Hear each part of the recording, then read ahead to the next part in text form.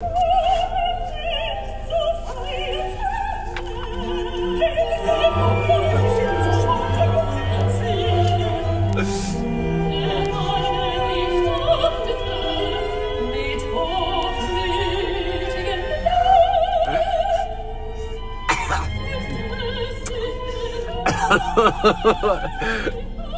c'est chaud quand même. C'est beau, mais c'est...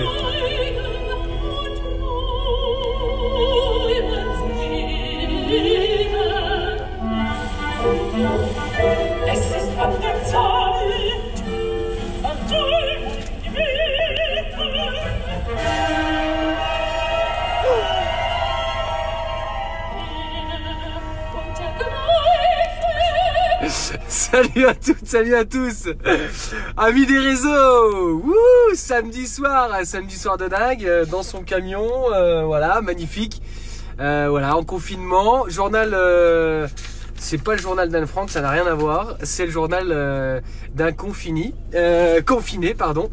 Ah oui, un peu d'autocritique quand même, hein, c'est normal, hein. Nous ne sommes rien, voilà. Ce soir, cette rubrique, ce journal 33 s'appelle Père dodu, j'en peux plus. Voilà, c'est ça. Je vous expliquerai pourquoi.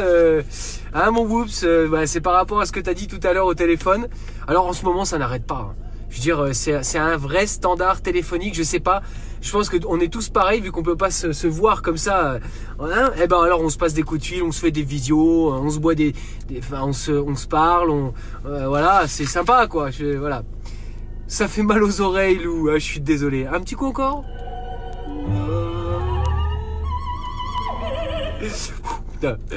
Alors ce soir on va démarrer, attendez, je sais pas si je vais pouvoir avoir, ouais c'était pour avoir l'intro, mais voilà, on va laisser ça le temps que ça fonctionne, parce que je crois qu'après la batterie est à plat. Je pense qu'un jour je vais plus pouvoir démarrer avec le camion. Donc un petit rappel quand même, vos droits lors des contrôles sur vos sorties dérogatoires. Nul ne peut verbaliser, nul ne peut être verbalisé pour avoir pris plus d'une heure à faire ses courses, cette durée ne valant que pour l'activité physique, les promenades et les sorties d'animaux. Les agents ne sont pas autorisés à contester le caractère de première nécessité des achats effectués dès lors qu'ils sont réalisés dans un commerce autorisé à ouvrir, c'est important. En attendant, hein, puisque j'en profite, allez-y, profitez-en aussi, voilà. Les agents ne sont pas habilités à demander la raison d'un rendez-vous médical, le secret médical leur étant opposable. On ne peut pas davantage fouiller votre sac, mais attention, ils peuvent quand même seulement vous demander à le présenter ouvert. Bien sûr, si vous n'en avez pas, ils ne peuvent rien vous demander par rapport à votre sac. Ils ne peuvent pas demander le paiement d'une amende sur place, le procès verbal de contravention étant envoyé par voie postale. Oui, allez, appelez au 05 45 12 12, ouais, c'est ça. Il ne faut pas oublier, le cas échéant, d'adresser une contestation dans le délai légal, qui est actuellement de 90 jours par lettre recommandée à accusé-réception, en se rendant, bien évidemment, sur le site internet de la Poste. Et en essayant, dans la mesure du possible, bien sûr, de faire établir des témoignages et de conserver les preuves des circonstances, les tickets d'achat, certificat médical et autres. Voilà. Alors, grande nouvelle, vous allez pouvoir avoir les infos très importantes. Voilà, donc ça, on va tous bien se faire aimer. Et notamment, tout va bien. Voilà, on est au top là. Voilà, la crise, non, mais c'est cool. Voilà, bon, il y a 150 000 morts dans le monde. Bon, voilà, c'est une information comme ça, tout simplement. Là, il va y avoir un démontage partiel de l'hôpital de campagne de Mulhouse. Donc, la situation s'améliore, mais la bataille est loin d'être gagnée. D'accord. Bon, oui, d'accord, oui. Alors, vous allez le démonter. Attention, une partie de l'hôpital de campagne seulement, hein, l'hôpital des armées. Hein. Attention, hein, déployé près de l'hôpital de Mulhouse, il est en cours de démontage. Hein, et ça signe l'amélioration de la situation dans la région face au Covid. Donc le démontage sera terminé le 1er mai 2021. Voilà, oui, parce qu'à la vitesse où ils l'ont monté, le bordel, ah oui, ah bah là ça va être long, hein. Ah, ça va être très long, bah c'est du gros matériel, hein. Non mais ça se fait pas comme ça.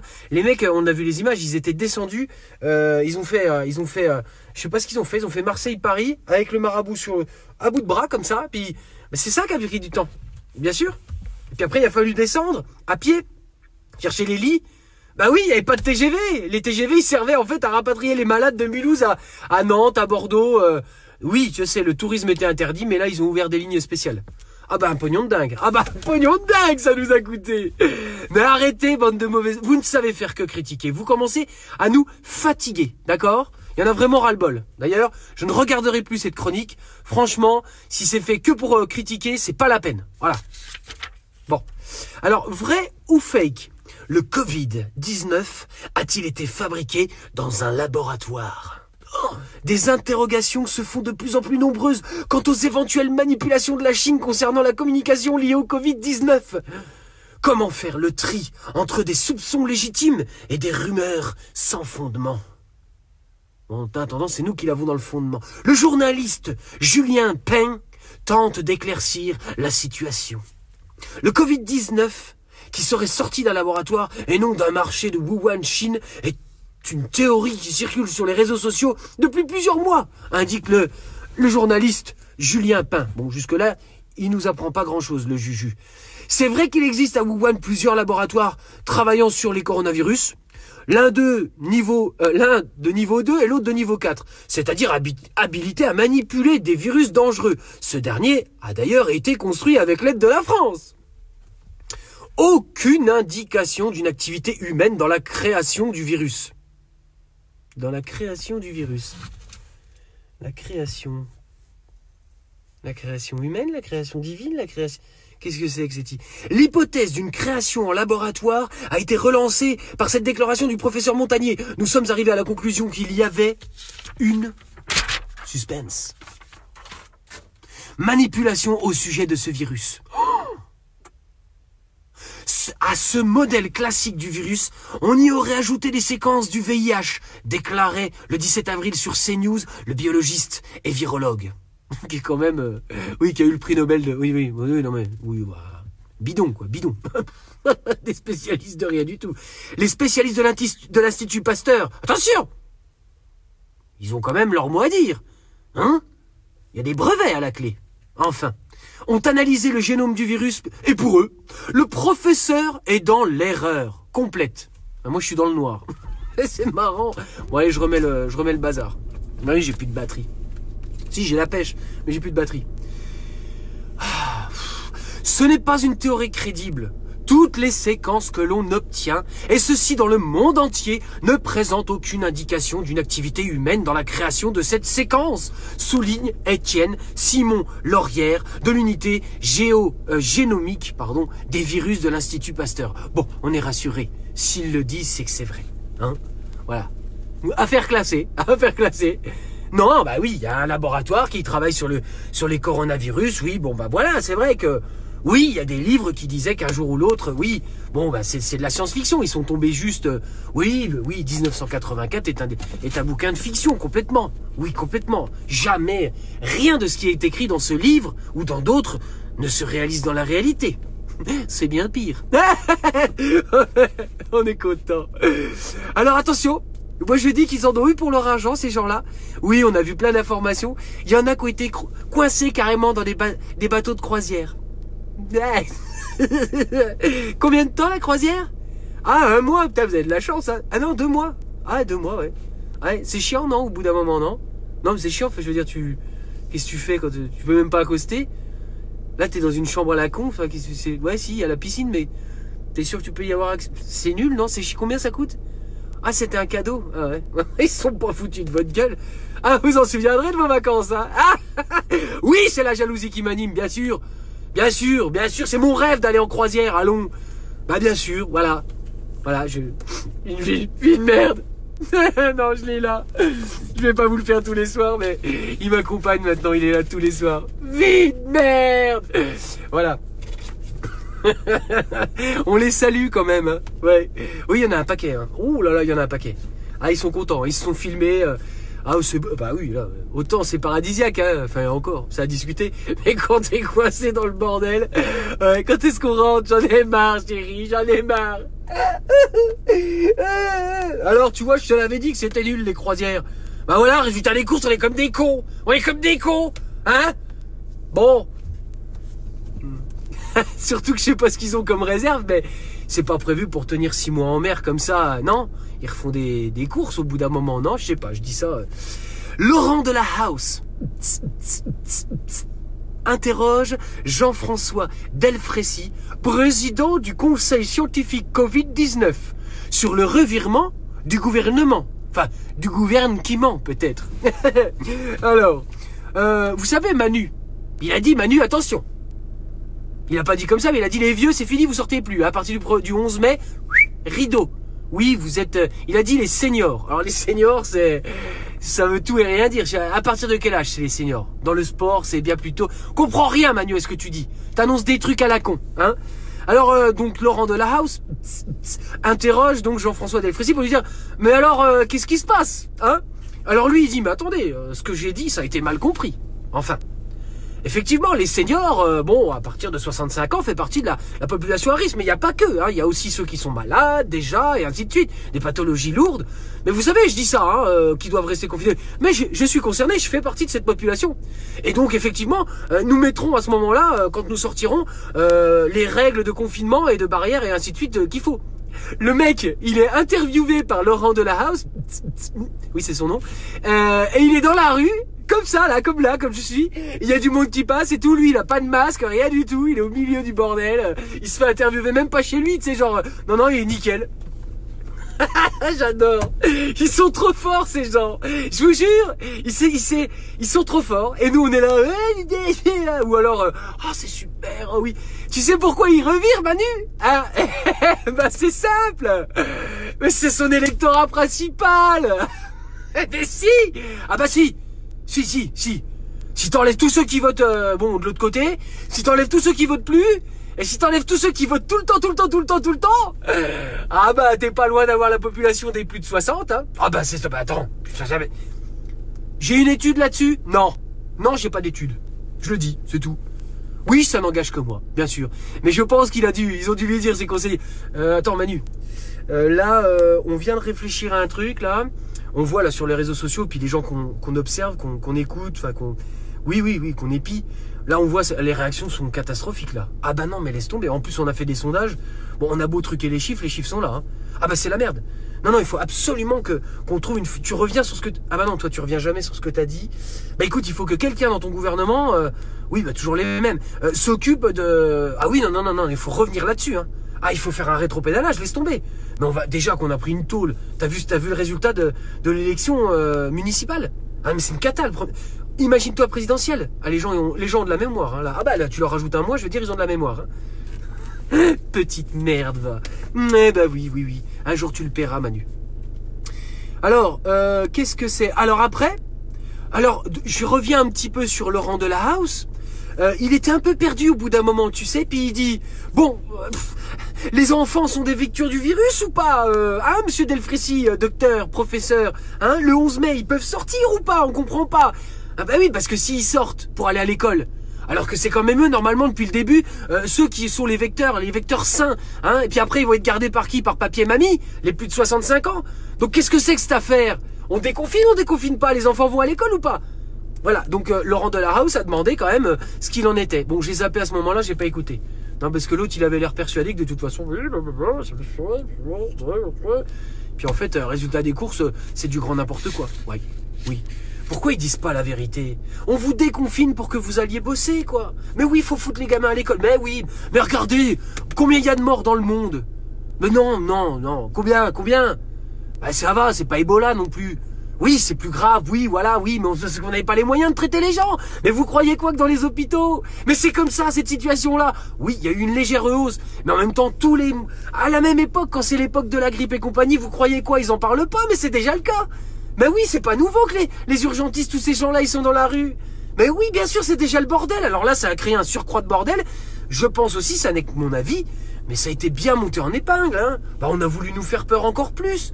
C'était normal de se confiner, je dis pas le contraire. Je ne dis pas le contraire. Mais faut pas nous prendre que pour des cons, hein, que pour ce qu'on est, d'accord, hein. On va passer à la revue Twitter, parce que je commence à dire des bêtises, ça va pas. Salut mon Patrick, ça fait plaisir que tu sois là. Je te fais des gros bisous. Les autres aussi, bien sûr. Mais Patrick, bon, je le vois pas tout le temps. Alors, voilà. Alors, Nairobi nous a fait sa petite revue Twitter. Donc, on y va, c'est parti. Expert. Attention. Bon, là, ça envoie du lourd. Hein. Préparez-vous parce que, en attendant, hein, je leur dis, hein, bon, c'est normal. Hein. Pour nous, c'est gratos, mais ça fait du bien. Voilà. Une audience de malade. Oh, un truc de dingue. Oh, on pleut sous les demandes. Mais oui, CNews, BF Merde, tout ça, ils nous appellent. Oui, on voit quand même que vous avez de l'audience, c'est un truc de dingue. Enfin voilà, vous êtes une personne influente, on aimerait bien vous racheter. Je déconne, bien sûr. Mais bon, ils ont pas dit combien. Alors, Romain, gentil coup à tweeter. JT de France 2. On a vu naître, notamment sur les réseaux sociaux, des pseudo-experts prétendus scientifiques. On va tenter de faire le point avec Caroline Fourest. Bonsoir Caroline. Alors Mathias Antoven, il a retweeté. Excellent. Fourest, Cohn-Bendit, Goupil, Ferry, Minc, etc. Les experts du fond du panier sont aux médias ce que Morano et Sibeth sont à la politique. Et bam! Elle est belle celle-là. Ah merci Mathias, merci. Big bisous, hein, comme disait Carlos. Feu. Et là t'as Bruno Gassio qui a retweeté derrière. Je vous montre juste les symboles. Il a mis des petits rires partout là, éclatés quoi. Oh c'est bon ça putain. Oui c'est des petits riens comme ça. Réflexion. Naphtaline Lebon. Monseigneur, j'ai réfléchi. Regardez toutes les options qui étaient offertes. La seule solution efficace, c'est une bonne guerre civile. J'adore. Il est... c'est criant de vérité. Vigilance. Rafik Smati a tweeté. Interdiction aux pharmacies de vendre des masques. Limitation du pouvoir des mairies dans la lutte contre le Covid-19. Le monstre technocratique en perdition s'auto-protège en interdisant à la vraie France d'agir. Méfions-nous. Rien n'est plus dangereux qu'un animal blessé. Alors là, je suis entièrement d'accord avec toi, Rafik. Effectivement, c'est là où ils sont le plus mauvais. Alors, Vivien Hoche a retweeté. Le Léviathan est à terre, blessé, plus dangereux que jamais. C'est justement le moment de porter le coup de grâce. C'est pas faux non plus. Hein, c'est un peu ce... Oui, oui. Alors, Sve Bernard, lui, a retweeté. Je peux pas, j'ai confinement. Coquinou, va. Petit coquin. Aïe, aïe, aïe. Alors, discernement. Le Parisien tweet. Seine-Saint-Denis. Le policier se met en scène sur Snapchat avant et après avoir tiré sur son voisin. Alors, Anas Kazib a retweeté. Qui nous protège de la police? Et moi, j'ai retweeté, bien sûr. Alors, le gars visiblement dangereux a été remis en liberté sous contrôle judiciaire. Par contre, les dangereux gilets jaunes qui s'attaquent aux pauvres radars, hop, en tôle. On voit ce que la justice protège. Hashtag, bien sûr, on n'oubliera pas. Voilà. Alors, parents responsables. Elisa a tweeté. Le 11 mai, il est hors de question que mon fils aille à l'école dans les conditions de sécurité où on nous le propose. Je m'appuierai sur l'art du code civil qui oblige tout parent à assurer la sécurité et la santé à son enfant comme droit de retrait. Hashtag maman responsable. Respect, madame. Respect. Alexandre Gonzalves a retweeté. Madame, aucun enfant ne sera mis en danger en allant à l'école. Toutes les conditions sanitaires seront respectées et les enseignants sont des professionnels qui veilleront à la sécurité de leurs élèves. Alors, Feignasse désabusé a retweeté. Déjà, en temps normal, les conditions sanitaires et de sécurité, amiante, WC immonde, savon, PQ, eau, fuite, table, chaises cassées, multiprises surchargées, peinture écaillée et tout, font peur à voir dans les écoles. Alors, en pleine épidémie, 3 petits points. Dans la rubrique sévère, point d'interrogation, Chloé Morin a tweeté. Impressionnant résultat de l'étude Cevipof, Le Monde, notamment la comparaison des jugements portés par Britanniques, Allemands et Français sur la manière dont leur gouvernement a géré la crise. Les Français sont très sévères par rapport à nos voisins. Tu m'étonnes. Déjà que En temps normal, le français est pas tendre, hein. Mais alors là, il est très belliqueux. Ah ouais, très belliqueux, il l'a mauvaise. Hein. Donc moi, j'ai tweeté. En même temps, les autres n'ont pas Macron et 18 mois de crise démocratique dans le pif. Et bam! Ah oui, hein, il faut un peu, de temps en temps, hein, réveiller le fauve qui est en nous. C'est important. Un jour viendra, les amis. Oui, oh, ce jour est proche. Oh, que ce jour est proche. Bien sûr, j'espère pouvoir voir ça de mes propres yeux. Oui, j'espère être là, bien sûr. Priorité. J'ai tweeté. Je me demande ce que c'était ce bang bang con avec près de 3 millions de tweets. Un groupe de K-pop, haha. On refera pas Twitter, heureusement. Ça nous change des confinements. Alors celle-là, elle est chouette. Hein, va falloir que je la relise 3 fois quand même pour comprendre ce que j'ai écrit. Non, je suis pas dedans. Bien sûr que je suis pas dedans. Enfin. Ils sont plusieurs dans ma tête. Néo-manif. Néo-manif. Combini News a tweeté. Avec la crise du Covid-19, un nouveau mouvement prend de l'ampleur aux États-Unis. Les manifestations contre le confinement. Eh ouais, ouais. Ah, je les aime bien les Américains parce qu'ils sont chauds patates. On a vu des images, les mecs qui sont avec des mitraillettes, tu sais. Comme ça, tu sais. Ouais, on les emmerde. Bien sûr, on les emmerde. Bon, là, tu leur dis, bah les gars, non, bah pour vous, il n'y a pas de confinement, quoi. Oui, ce serait préférable, mais non, on va pas... Non, on passe vénère. Non, non. Pff, ouais. D'ailleurs, ce serait même le top que vous attrapiez le truc, comme ça. Voilà, on n'en parlerait plus. Appel. Un gilet jaune à la fenêtre égale un non-tweet. Hashtag les fenêtres de la colère. Hashtag les balcons de la colère. Hashtag les portails de la colère. Affichons tous à nos fenêtres, balcons, portails, notre colère, notre révolte. Postez vos photos ici. Plus il y en a, plus il y en aura. Événement Facebook, bing bam boum. Bon, alors mon avis là-dessus, c'est une bonne initiative. Mais c'est un bon moyen de se faire arrêter aussi. Ah si. Venez, je suis là, venez, je suis tout seul chez moi. Mais c'est une bonne initiative quand même. Bon, ici dans la rue, c'est un cul-de-sac, donc je vais pas en mettre. Mais c'est quand même une bonne initiative. Ça permet en fait un petit peu de... ce que les voisins s'aperçoivent que finalement, ils sont pas tout seuls à être gilets jaunes. Ouais. Allez, est-ce que vous avez peur? Valeurs actuelles. Macron a peur de Raoult. Raoult. Il sait qu'il est capable de faire redescendre les gilets jaunes dans la rue s'il lève le petit doigt. Entretien à contre-courant avec Dr Alexandre. Alors moi j'ai retweeté. Alors sans vouloir être désagréable envers Raoult Didier, je pense qu'Emmanuel Macron n'a pas besoin de lui pour faire descendre les gens dans la rue. Il l'a déjà prouvé. D'un coquin. Les vrais guerriers, les vraies guerrières sont là. Alors, Anna Morphosi a tweeté « Fin de garde, décès de 2 patients dans des conditions respi et hémodynamiques très difficiles. Difficile à accepter pour l'équipe. L'un a 50 ans. Toutes les unités de soins intensifs, sauf une, sont full Covid+. PS, il fait pétant de chaud sous les tenues pendant 10 heures. » Voilà. Alors, dans la rubrique « C'est pas faux »,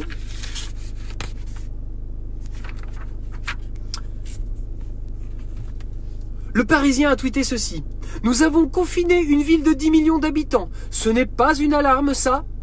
C'est un coup de trompette donné par la Chine. On aurait dû en tenir compte. Or, il n'y a pas eu de réaction. » Réagit un diplomate chinois après les critiques. L'heure des comptes va bientôt sonner. Alors, bim dans ta face, Renaud Pila a tweeté « Ce n'est pas une impression depuis votre rue ou fenêtre. Depuis mercredi, le nombre de véhicules et passants a nettement augmenté à Paris. » Syndrome retweet « Autant de derniers de cordée qui font tourner la France pendant que tu les regardes trimer du haut de ta fenêtre. » Et bam! Oh, c'est bon ça. Espèce de petit collabo. Intox, Dr Marty, UFML, S, il y a un S, je le dis, a tweeté ceci. Il existe un déconfinement officieux.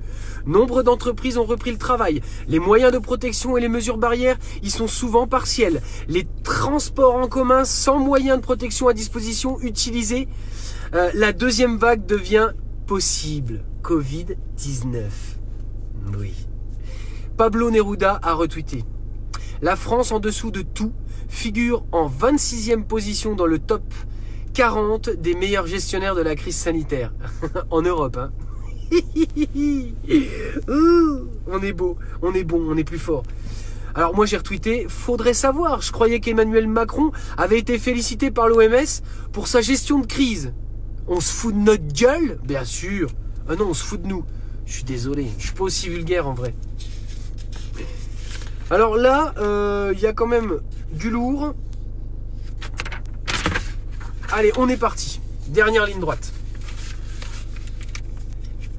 Magouille chez Macron? Non. Bon. Marianne, un article. Exclu. La liste de ceux qui ont croqué dans la vente d'Alstom à General Electric. Des sociétés ont empoché plus de 100 millions d'euros dans la vente d'Alstom Energy à General Electric en 2015. La plainte d'Olivier Marlex évoquant un possible pacte de corruption pour avoir remarqué des similitudes dans la liste de dîners de levée de fonds d'En Marche et des personnes intéressées dans la vente a été saisie par le PNF. C'est du lourd. Oh, qu'est-ce que c'est du lourd. Oh là là là là. La scène se déroule à l'Assemblée nationale fin 2017, loin des caméras.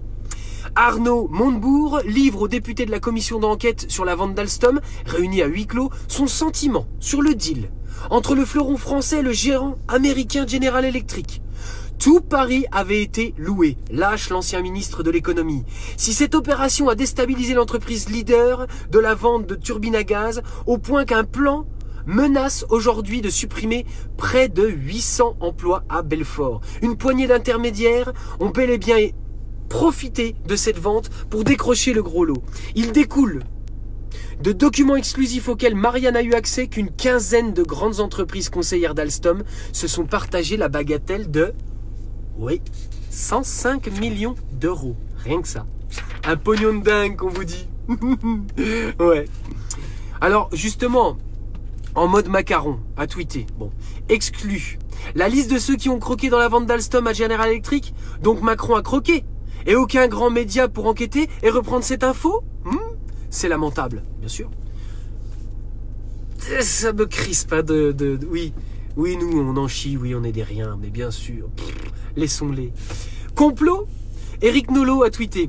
Déjà auteur de plusieurs théories délirantes, le docteur Luc Montagnier accumule les on-dit, il paraît et autres suppositions non étayées pour affirmer que la pandémie de Covid-19 serait un virus manipulé par un laboratoire chinois. Et tous les complotistes de se jeter sur l'os. Christian a retweeté. Le grand professeur Nolot, après 40 ans de recherche de médecine, vous donne son diagnostic, aidé par les professeurs Cohn-Bendit, Goupil, Barbier, Bourdin, Duhamel. Et bam, dans ta gueule, Éric Nolot. En marche vers le totalitarisme, et ce sera la dernière de la soirée, je vous remercie. Agence France Presse a tweeté. Le Conseil d'État a limité aujourd'hui le pouvoir des maires dans la lutte contre le coronavirus, jugeant qu'il ne pouvait pas prendre d'autres mesures que celles décidées par l'État dans le cadre de l'état d'urgence, sauf raison impérieuse. Voilà où on en est. Non, no comment là-dessus. Voilà, pas de retweet, rien du tout. Ce tweet se suffit à lui-même. Bon, c'est l'heure, mes amis. L'heure est grave. J'hésitais en fait à la faire en chanson, en faire ce petit poème. Je l'ai appelé Père Dodu, j'en peux plus. Mon pote le Whoops m'a raconté, alors je sais plus, je m'en souviens plus, mais il y a une personne de son entourage, de sa famille proche, qui travaille chez... et qui a vu, apparemment, juste au moment où ils ont annoncé le confinement, des gens venir et faire des commandes à plus de 500 balles chez eux. Ouais, pour pouvoir congeler les produits. Oui, vous allez vite savoir de qui il s'agit. De quelle structure. Mondialement connue. Oui, José Bové se retournerait dans sa tombe. Ah non, il est pas mort. José, on reprend le flambeau, t'inquiète pas. Non, mais je vais le faire en poème parce que... Puis peut-être à l'occasion, je la ferai en chanson. On verra. Alors... Père Dodu, j'en peux plus. Vite, vite le déconfinement, car cette attente est bien trop dure. Je ne peux plus tenir mes enfants, on attend la réouverture. Du McDo et du King Burger, nos stocks congelés sont épuisés. On a repris un mois, quelle horreur! Maintenant obligé de cuisiner. Rigolons, mais ils sont nombreux à ne pas savoir mijoter, bouillir, rôtir ou cuire 2 œufs à la malbouffe condamnée. Croyez-vous que ceux-là seront prêts à changer leur consommation? Ou, quand viendra le jour d'après, se retrouveront dans les rayons? Eh bien, j'ai ma petite idée. Mais finalement, quelle importance! Le principal est de changer, d'abord soi-même, puis l'assistance. Quant à ce poème sarcastique, ce sont les mots d'un bien loti. Sur la question gastronomique, quand tant d'autres, par manque, y perdent la vie. Allez tous vous faire aimer aussi. Bonne soirée.